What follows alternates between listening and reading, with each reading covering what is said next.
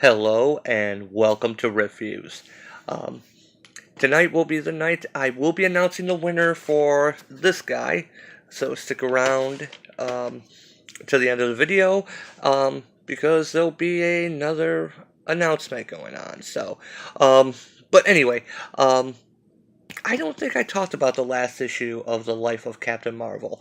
Basically, we find out that Captain Marvel, Carol Danvers, is literally half Cree because her mother is actually she at the end of the issue she appeared in Cree warrior uh, format. Do you see? I got my furnace on and I got dust flying around here. I just swept in here and I'm seeing geefus flying around in here. So, oh, that's annoying. Anyway, at least my furnace doesn't make it too much noise, but it's kicking stuff up. Anyway, or it's haunted. Something's haunted in here. So there's a lot of. Do you see all that? Am I just seeing it? Anyway, um, I'm trying not to be distracted by that, but that's really kicking up a whole bunch of crap in here. I just had to turn my furnace on, so it's getting cold up here, and um, so anyway, it's probably kicking all the stuff out that's been in the vents since spring, so I'm breathing in all this stuff. Fantastic. Like Dream Academy said, life in a northern town. But anyway, so let's just dive into this issue. So yeah, it's the origin of Carol's mother. She is a born and bred Cree woman, youngest to become a captain, gets her own special assignment to go to Earth and to basically infiltrate and take on, help the invasion. Which, I'll be honest, I kind of like this idea. Instead of Carol being coincidentally getting the infusion of Captain Marvel's powers, high coincidence that she just happened to be half Kree herself. But I'm okay with this. You know, if you're going to build up Carol as this, super warrior that's, even better than the Kree, even better than, Captain Marvel, yeah, this is fine. I'm strangely okay with this retcon, except for the fact that I know she went undercover and no one's thought to look for her before. The Kree just kind of left her. This has not come up before. But anyway, the naked blue chick is caught up with them. It turns out that she is not hunting Carol, she's hunting her mother because she's a traitor to the Kree Empire. Comics. So we get the little fight as she's attacking them at the house. A lot of cats show up in this issue. I don't remember that in other issues. And we find out that her mom can kick ass. Have they named the blue woman yet? I don't even remember. In fact, I even forgot why her brother was in a coma, but then it occurred to me it was a car accident. Um, so she get into the fight, and Carol's mom knocks the blue woman into next week. So I'm actually going to skip early now, and because basically just a talk. As she's explaining that her powers come from Carol's powers come from her mom, and it's basically an origin issue. How she came to Earth, excuse me, met Joe, Carol's father, and I'm sorry, my cat's making noise over here, and basically starts to fall for the Earth life. The little stuff, going on dates, going bowling, but there's something a little bit different. This didn't set off any red flags, and they go to a ball game, and she catches a fly ball, and that's when Joe notices that, oh, she's hovering. Now the one thing, excuse me, I said something go down the wrong pipe there. It sounded like I just hit puberty suddenly. The one thing that I've been wondering about this is when did he have time to go into the military? Has this just been when he was on leave? Did he join the military later? Because he looks really young. He looks really young in these shots, but he already has a couple kids, Carol's brothers. And then she comes out and admits who she is, and um, she tried to break it off, and but he would not have it. He ended up getting married anyway to the alien woman, and while his other sons here are playing, and of course, like all these things, it turns out that she ends up getting pregnant with Carol, and but it's not Carol. It's actually Carol. Kind of the way they did Marvel, Carol, Kal-El. Anyway, excuse me, whatever I did in my throat there, forgive me. So this device here was a beacon to call home, and that's why when it got activated with the letters, um, when that's what called that blue woman down, because now they found where Marie is, and so this is where Joe, after Carol was born, turns it off so they can't find him. And basically saying that they've been trying to keep um, Carol hidden, um, so that the Kree wouldn't know her, know where to find her, would not even know she existed. Um, and when Carol showed any interest in space, her dad um, tried to dissuade that, and that's when he turned to drinking and became an alcoholic. Again, I'm not quite sure, because it seems in this one he's more of the typical New England type guy that's catching lobsters and that. Whereas before I thought he was really military, so maybe that's a little bit more retcon. He's still military, but maybe he got out early. But I don't understand. It feels like I'm missing something there, and it could just be me. So it turns out the big surprise here is that when they found the love letters, it wasn't to another woman. It was actually to Marie, but her Kree form. And here it is, just that they tried to keep her out of college, and sorry, not to keep her out of college, keep her interest out of going into the military, going into space. That Marie actually pawned her wedding ring to get the tuition money, but that's when Carol ran off. And, that's when Marie said, I lost you, and I lost your father, too. So, well, we got the female bonding here.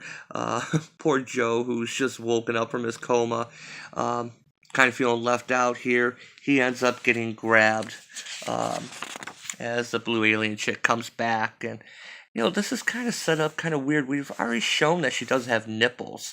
So I don't know why they're going out of the way to cover that. But basically, yeah, you've been tried in absentia, found guilty on all counts, let the legends of Hela burn with your name. The sentence is death. So, yeah, death to the traitor, and she takes the son as hostage. Yeah, you notice how quickly I got through this. I've been trying to get faster with that, then I get stuck on things. And, yeah, it's an origin issue. I feel like it doesn't quite add up right. It seems weird that the love letters were actually to her Kree form, which he originally met her and thought she was human. Then she revealed herself that she was Kree, and he was okay with that. And I'm trying to find some of this here. If the Kree comes, then we'll do whatever it takes. Run, move, hide. They won't find you. And yeah, they do touch upon her her more feminist views. I'm trying to find where that's at, where it talks about that, because Carol even kind of reacts to it. But it's just basically a throwaway line about how maybe it's over here. Yeah, here it is. She's not going to change her mind. She's Kree. Only half, thank God. Don't think I can handle all this one small step for womankind and the flying stuff, too. Yeah, at this point, Carol didn't really show that she had any powers. And, they retconned it to say that it was only times of stress that caused the powers to come out. So yeah, they kind of address this whole feminist, ask me about my feminist agenda, and that's fine. Carol's always been a strong female. When she first debuted in the '70s, she was kind of a feminist, and yeah, that's fine. It's not the typical Marvel pushing of it, and that's all she is. So yeah, this is fine. Um, but it just kind of opens up this whole plot hole of where has her mom been? Where she's been this Kree warrior with all this power before. I know she's in hiding, um, but you would think with all the other stuff that happens, on a daily basis, that something would have happened that would have caused her to think, "Hey, maybe I need to do this." Or when Carol became, originally Miss Marvel, then eventually Captain Marvel, Miss Marvel, Binary Warbird, Captain Marvel, you figure she might say, "Hey, listen, we need to talk. What you're going through, yeah, why would you keep this hidden all this time?" And the love letters. I couldn't find where I put the first issue, but so I couldn't find what it actually said. But I did grab the second issue, because there was a scene in this where when Carol confronts her mother about the letters. Wow, she really de-aged, didn't she? She was looking a lot older there. The sun must have really gotten. Look at that turkey neck going on. Anyway, she says that I blame Joe for a lot of things, just not for what you think. I can't blame him for being unhappy or wanting. And when Carol interrupts her, someone else, and she just adds more. That doesn't really line up with what we're seeing here, though. He with these memories that they show. I think I was supposed to skip that. They don't show him pining over the Kree warrior that she is. He's wanting her. So I gotta give him credit for having that little twist there, that the other woman was actually her real identity. But it doesn't really fit. It doesn't fit with what we've seen before. We need that consistency. Um, so yeah, it's a plot hole. I should say plot hole. It's a weak plot. It's a weak hook. But I'm okay with the idea of Carol being literally half Kree. That's perfectly fine. I'm okay with that retcon. Sure, it has a little bit. The Kree have been to Earth, and why did this come up? You would think that would have come up in some type of scan before. Um, but yeah, I'm okay with it. If we're going to do this in light brush strokes, then fine, whatever. Um, it did make it a little bit more interesting. Still doesn't like me. It still doesn't make me like the character of Carol more, because now we just see her mom is keeping really dumb secrets from her that she should have told her. Um, Especially, it's not like she was gone and she just now came back. And yeah, you think that might be something that once her daughter was a famous superhero from Earth that got involved with the Kree, you think she might want to pull him aside, maybe pull her sons aside and say, "Hey, listen, there's something I need to tell you. We may have some enemies come by, but screw it. It's stupid. I don't even care. Because I'm more interested in this. Which is probably what you're interested in as well. So I'm going to pull the winner on this. So what I've done is I've grabbed, I don't even know why I have this. I have a pink Superman hat. A Supergirl maybe? Pink? I don't know. It's super. It's super gay assistant Terry. That's who this is. And I put in the names and everyone here. So I'm going to do this right live here. Kind of shake this up a little bit. I probably should have used something bigger, I'll be honest, but really wanted to find a use for this hat. Probably my X's, I don't know. So let's reach in here, and I'm going to pull one out at random. So let's see what we got here. See, I used Post-it notes, so it's stuck. So This is kind of hard to do one-handed. I'm being beaten by a Post-it note. So let's pull this apart here. This seemed a lot better when I was thinking it out. And let's see, who is it? Jason. Jason Santizo. God, I hope I didn't screw that up. He's the one that suggested Black Suit Spider-Man. He actually just commented on a video that I mentioned that I saw a couple months ago a previous wave with the Black Suit Spider-Man at a Walgreens. And he said, he meant like an exclusive one. And yeah, you know what? I would actually be kind of interested to have a one that's kind of like a red blue suited with it turning like kind of halfway between turning Venom and the black suit kind of coming over like a paint job. But yeah, you're right, and this guy is coming your way. So I will be reaching out to you, Jason, because I'm going to need to get your info, and I have some good news. See, I'm going to put this right here because I actually have a second one. I was debating how I want to do this. I've been keeping this kind of under wraps. I'm really proud of myself for not spilling the beans early. I actually managed to, when I was on the other side of the state, I grabbed another one. So I'm actually going to be giving this guy away too. So yeah, Jason, this one's yours. This one is, I'm going to do the same thing. If you haven't subscribed, go ahead and subscribe again. And if you haven't, go ahead and subscribe. But this time, I saw a lot of people were talking about villains. I saw a lot of, like Magneto. A couple people mentioned Doctor Doom.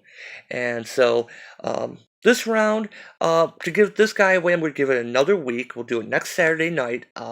So you got 1 week, and I'll be putting up a few videos in between here and there. But comment on this video and in the future videos. I want to know what villain.